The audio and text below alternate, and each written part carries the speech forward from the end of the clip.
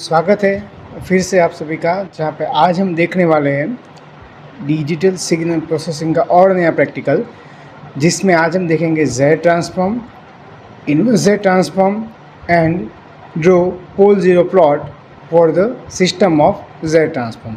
तो उसके लिए पहले हम साइलैब ओपन कर लेते हैं, बाद में ओपन करते हैं साइनॉट। सो उसके लिए लॉन्च साइनॉट।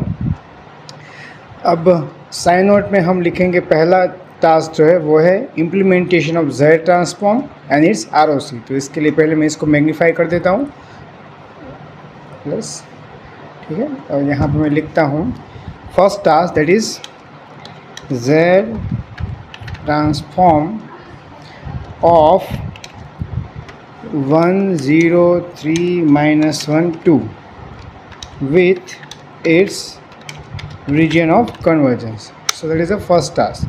तो उसके लिए पहले मैं कर देता हूँ क्लियर वर्क स्पेस और क्लियर कमांड विंडो और क्लोज कर देता हूँ। अगर कोई फिगर ओपन है तो उसके लिए क्लोज कमांड यूज़ होता है, तो that is use for close graphic figure. बाद में मैं यहाँ पे डिफाइन करता हूँ function Z A that is equal to Z transform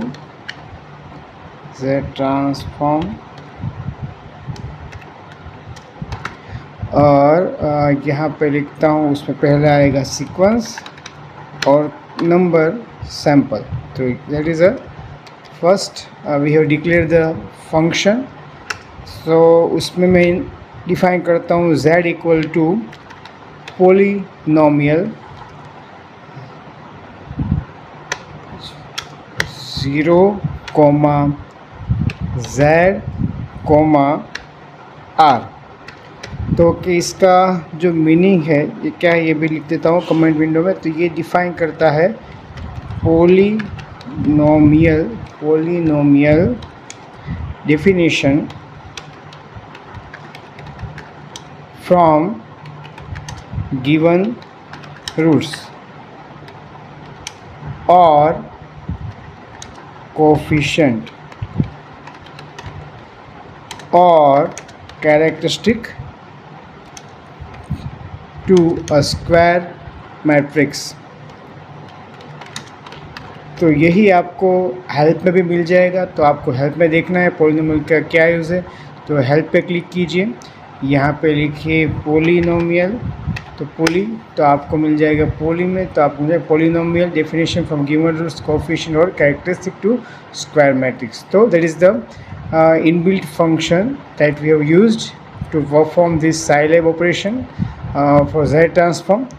और बाद में अब डिफाइन करते हैं सीक्वेंस को। तो ZA that is equal to sequence multiplication with 1/z⁻n। तो उसके लिए मैं यहाँ पे यूज़ करता हूँ मल्टीप्लिकेशन और 1/z और पावर ऑफ n माइनस, तो n transform, so power of n transform. तो ये हो गया हमारा सीक्वेंस का मल्टीप्लिकेशन और ये हमारा फंक्शन बन गया। तो ये पहला प्रॉब्लम था जिसमें हमने बना दिया है Z ट्रांसफॉर्म का फंक्शन। ओके, ठीक है। अब हम सीक्वेंस को डिफाइन करते हैं। तो x1 एक सीक्वेंस है जो ऑलरेडी दिया गया है। सो उसका वैल्यू है 1, 0, 3, -1 एंड 2। और बाद में मैं ले लेता हूँ n that is the sample length. So 0 to length, ये भी इनबिल्ट कमांड है। जैसे आप कीवर्ड ठीक तरह से लिख दो वो उसका कलर चेंज हो जाता है। x1 माइनस, क्योंकि मैं 0 से स्टार्ट करूँ इसलिए x1 - 1 यहाँ पे होगा, ठीक है। और Z ट्रांसफॉर्म होगा, so Z equal to Z transform, जो भी यहाँ पे आपने फंक्शन डिफाइन किया है वो Z ट्रांसफॉर्म हमने लिखा है। तो Z transform in bracket x1, n। तो ये आपको देगा Z transform of the given sequence. अब मुझे इसको डिस्प्ले करना, यहाँ पर मैं सेमीकोलन लगाता हूँ। तो इससे क्या होगा, ये एग्जीक्यूट को होगा लेकिन उसका रिजल्ट कमांड विंडो में आपको देखने को नहीं मिलेगा। तो अब इसमें डिस्प्ले कर देता हूँ, तो display the result in command window. तो पहले मैं डिस्प्ले करता हूँ Z transform of the sequence, so Z transform of the sequence, और उसके लिए जो है वो वैल्यू है और वेरिएबल है ZZ। ओके, और बाद में लिखता हूँ, अब देखिए ये सीक्वेंस है, तो उस सीक्वेंस की आर से क्या होती है, entire Z plane except z equal to 0 और z इक्वल टू इनफाइनाइट। यहाँ पे आप देख सकते हो z रेस टू किस टर्म में आ रहा है, पॉजिटिव और नेगेटिव में। अब z रेस टू इनफाइनाइट कब हो नहीं डिफाइन होगा, जब 1/z raise to minus infinite कुछ होता है, या 1/1/0 दैट मीन्स 1/0 कुछ डिफाइन होता है, तो वो रीजन ऑफ कन्वर्जेंस नहीं बनता है। लेकिन यहाँ पे क्या हो रहा है, जब z इक्वल टू आप 0 ले रहे हो तो यहाँ पे बन रहा है इनफाइनाइट। तो entire sequence except z equal to 0, ये होगा आपका ROC। Display ROC for sequence के लिए फिर से बोल रहा हूँ, एंटायर सीक्वेंस होता है but except z equal to 0 and और z इक्वल टू इनफाइनाइट। तो ROC is the entire Z plane except z equal to 0। तो ये हमारा हो गया ROC for the given problem. Okay, तो that is the first task we have completed। So first we save this program, control S, उसको मैं दे देता हूँ एक्सपेरिमेंट से 5, सेव हो गया सेव। अब इसको रन कर देता हूँ, तो हो गया रन। हम इसका रिजल्ट देख लेते हैं कमांड विंडो में। तो this is a Z transform of the sequence and ROC is the entire Z plane except Z equal to 0। तो यहाँ पे आपको वेरिएबल्स ब्राउज़र में मिल जाएगा, ZZ, N की वैल्यू और XN की वैल्यू।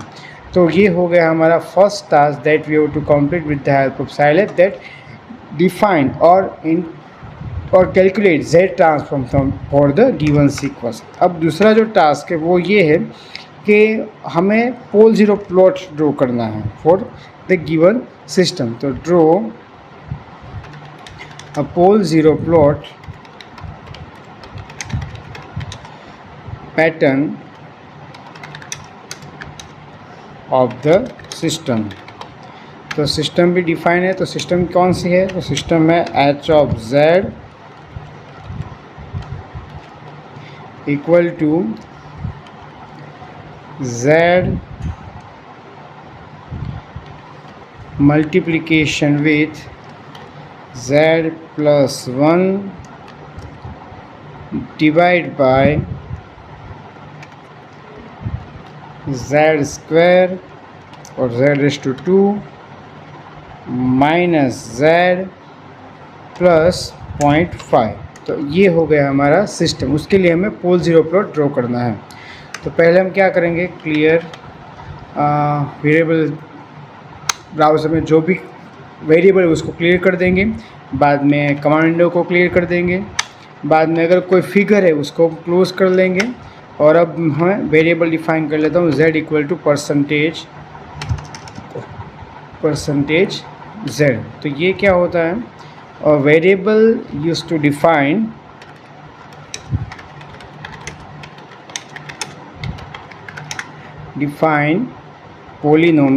polynomials।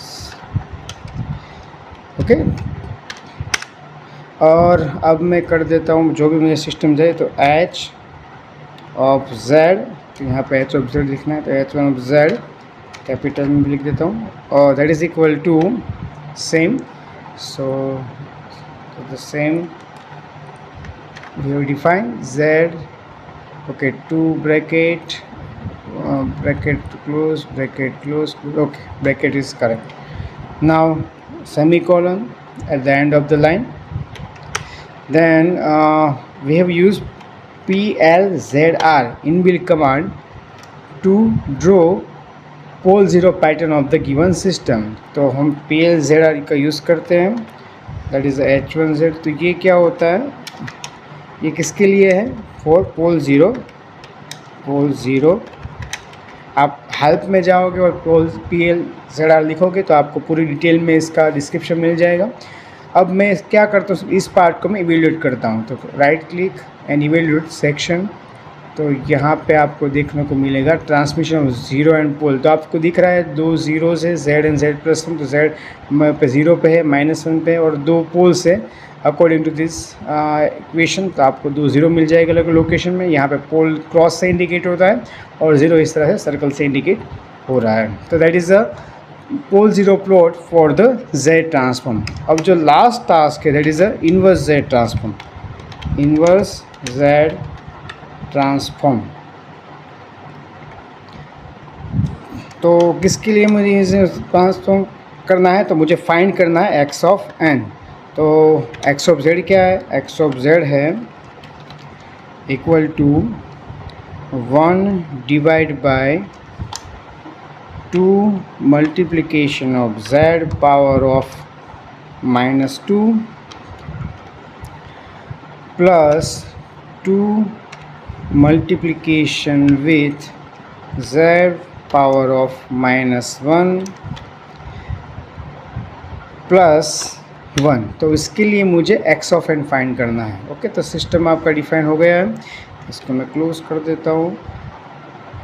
तो आप मुझे इसके लिए इन्वर्स z ट्रांसफॉर्म फाइंड करना है। तो पहले फिर से क्लियर CLC और क्लोज का यूज़ कर रहा हूँ। बाद में फिर से मैं पॉलिनोमियल डिफाइन कर देता हूँ z इक्वल टू %z, और मेरा जो सिस्टम है वो है से a इक्वल टू, तो ये मेरा सिस्टम है 1 divide bye same copy paste 1 divide by 2 z⁻² plus z²।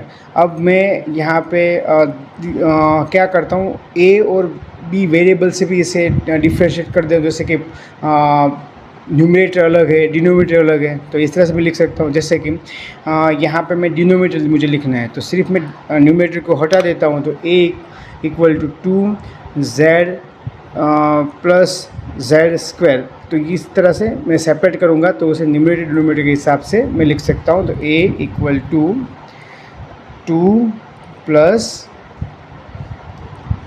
2 same, उसको मैं अब सेपरेट करता हूँ न्यूमरेटर और डिनोमिनेटर से। तो 2 plus 2 into z plus z²।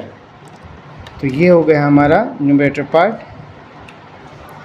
और डिनोमिनेटर में है z⁻²। तो b इक्वल टू z⁻²।